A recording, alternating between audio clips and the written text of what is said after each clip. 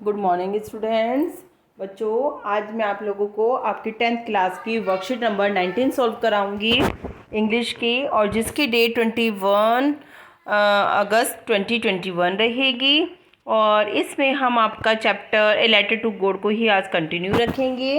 Read the given extract carefully and answer the questions that follow.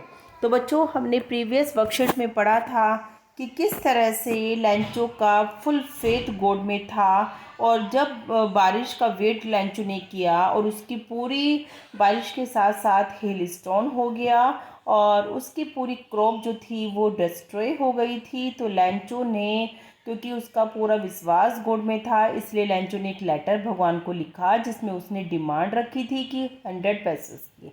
लेकिन जब वो letter post master को मिला तो उसने क्या देखा कि एनवलप पर केवल एक ही एड्रेस था, एक ही नाम उस पर लिखा हुआ था, गॉड। तो लेकिन वो जो पोस्ट मास्टर था वो काफ़ी काइंड हार्टेड पर्सन था। तो उसने क्या किया, उसने सोचा कि इस व्यक्ति को, यानी कि लैंचो का जो फेथ भगवान में है, वो डगमगाना नहीं चाहिए। तो इसलिए उसने अपने जो एम्प्लॉयज़ हैं उनसे कलेक्शन किया, उनसे कॉन्ट्री किया, और फिर लैंचो के लेटर का जवाब उसने दिया। लेटर का जवाब देने का मतलब, उसने लैंचो के पास पैसे इकट्ठा करके 70 पैसोज उसने उसको भेज दिए। चलिए अब आगे देखते हैं। The following Sunday Lencho came a bit earlier than usual to ask if there were a letter for him. तो जब लैंचो के पास लेटर पहुंचा जिसमें 70 पैसों थे, तो लैंचो को क्या आया, गुस्सा आया। तो अब उसने क्या डिसाइड किया था बच्चों, उसने डिसाइड किया था कि जो आने वाला संडे है उस दिन वो पोस्ट ऑफिस जाएगा यह पता करने के लिए कि क्या उसके लिए कोई लेटर आया है।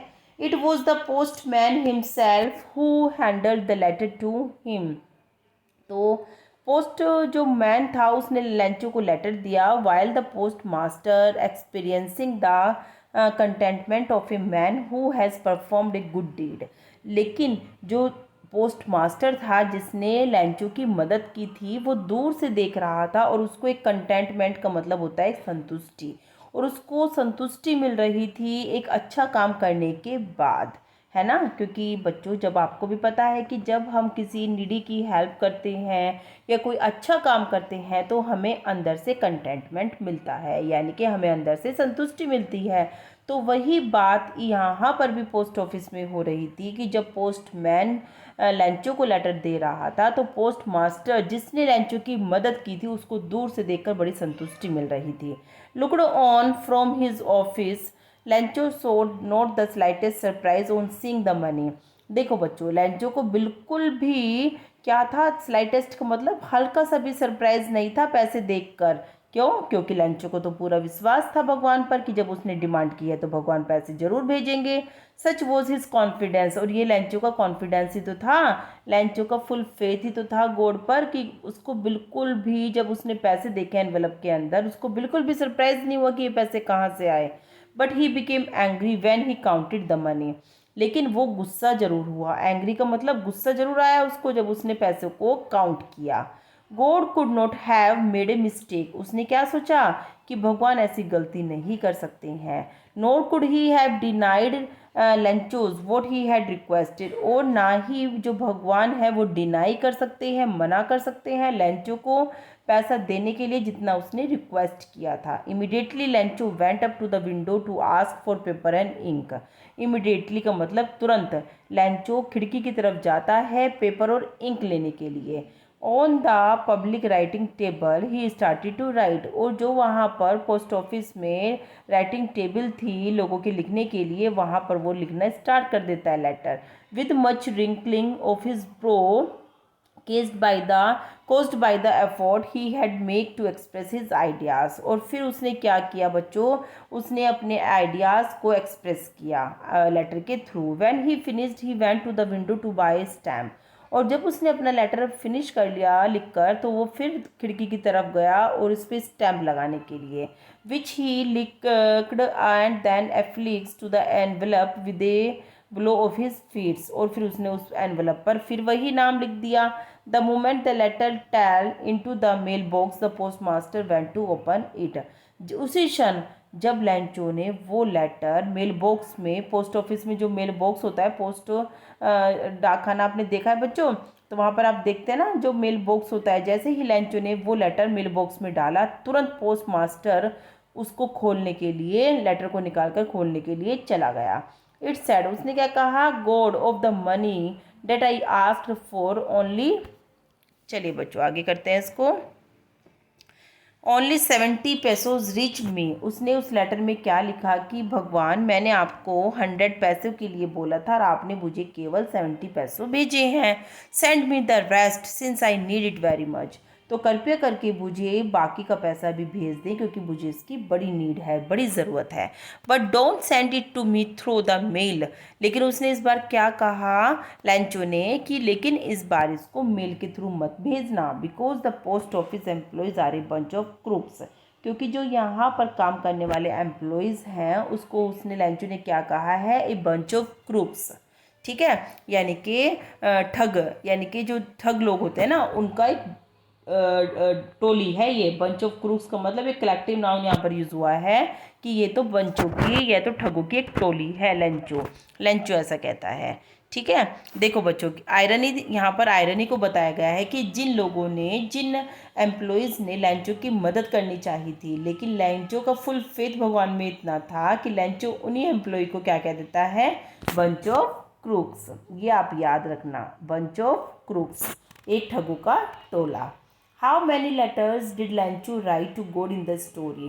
कितने लेटर लैंचो इस स्टोरी में भगवान को लिखता है, तो 2 लेटर लिखता है ना बच्चों। एक लेटर में तो वो अपनी डिमांड करता है और दूसरे लेटर में वो कहता है कि send me the rest since I need it very much, कि मुझे बाकी का बचा हुआ भी पैसा भेज दो क्योंकि 30 पैसे बचे थे जिसकी मुझे बहुत ज़रूरत है। तो 2 लेटर लिखता है। Second question is the post master in the story was a selfish. तो बिल्कुल भी नहीं थे, सेल्फिश होते हैं स्वार्थी, ग्रीडी भी नहीं था पोस्ट मास्टर, लालची तो ना था, उसने तो बेचारे ने जितनी भी उस पर हेल्प बन सकी उसने उसकी हेल्प की थी। इंसाइटफुल या इंसेंसिटिव, पहले आपको इंसेंसिटिव का मतलब पता होना चाहिए। इंसेंसिटिव वो होते हैं जो किसी की भावनाओं के प्रति संवेदनशील नहीं होते हैं, और इंसाइटफुल वो होते हैं जो दूसरों की बातों को समझकर उनकी हेल्प करना चाहते हैं प्रैक्टिकली। तो यहाँ पर हमारा आंसर हो जाएगा इंसाइटफुल। चलिए क्वेश्चन नंबर 3 देखते हैं। द पोस्ट ऑफिस एम्प्लॉयज़ वर, ये तो आपको बच्चों मैंने बताया ही है, आपको ये याद रखना है, ये पेपर में भी आ जाता है। द पोस्ट ऑफिस एम्प्लॉयज़ क्या थे, बंच ऑफ क्रूक्स थे, ठगों का टोला। ठीक है, आगे हमें ऑप्शन पे जाने की ज़रूरत ही नहीं है जब हमें अपना आंसर यहीं पर मिल गया। चलिए क्वेश्चन नंबर 4 देख लेते हैं। What is the irony in the story letter to God. Irony क्या है इस स्टोरी में। The bank employees who helped Lencho were regarded as a bunch of crooks by him, या the hail storm which was welcomed by Lencho caused the destructions, या God who Lancho had complete faith in had destroyed him, या वो भगवान जिसका लैंचो, जिसका पर पूरा विश्वास था, उन्होंने ही उसकी फसल को बर्बाद किया था। इनमें से कोई भी नहीं। तो इसमें जो स्टोरी है लेटर टू गॉड, इसमें हमारी आयरनी ये है कि जिन बैंक एम्प्लॉय ने लैंचो की हेल्प की थी और उनको ही Lencho a bunch of crooks कहता है, because he had full faith, he had completely faith in God and he think that God would never cheat him. God भगवान उसके साथ बिल्कुल भी चीट नहीं करेंगे। इसी कारण से वो जो एम्प्लॉयज़ थे उनको बंच ऑफ क्रूक कहकर बुलाता है। आयरनी यही होता है बच्चों जब हम उसका कॉन्ट्राडिक्टरी मीनिंग निकल जाता है सेम सिचुएशन में। देखो जैसे is when there are two contradicting होती है अपोजिट सिचुएशंस, अपोजिट मीनिंग जब उसका होता है ना, इवेंट, इमेज, सेंटेंस और फ्रेज और स्टोरी में, तो ये आयरनी कहलाती है। ठीक है बच्चों, अभी आप यही देखो जब उसका कुछ विरोधी मीनिंग निकल जाता है किसी सिचुएशन में, सेम सिचुएशन में, तो वो हमारी आयरनी कहलाती है। डबल मीनिंग ही तो निकल रहा है यहाँ पर हमारा, है ना। देखो जैसे कि मदद की थी एम्प्लॉय ने लैंचो की, लेकिन लैंचो जो है उन्हीं को ही बंच ऑफ क्रूक कह देता है। तो कॉन्ट्राडिक्टिव मीनिंग हमारा यहाँ पर निकल रहा है, विरोधाभासी मीनिंग हमारा यहाँ पर निकल रहा है, तो यहाँ पर हमारा आयरनी हुआ। तो बच्चों ये आपकी आज की वर्कशीट थी जो मैंने आपको समझाई और अच्छे से सॉल्व भी करा दी है। आई होप अब आप इस वर्कशीट के अकॉर्डिंग, इस वर्कशीट के थ्रू अपना काम कंप्लीट करके अपनी मैडम को सेंड जरूर करेंगे। थैंक यू बच्चों।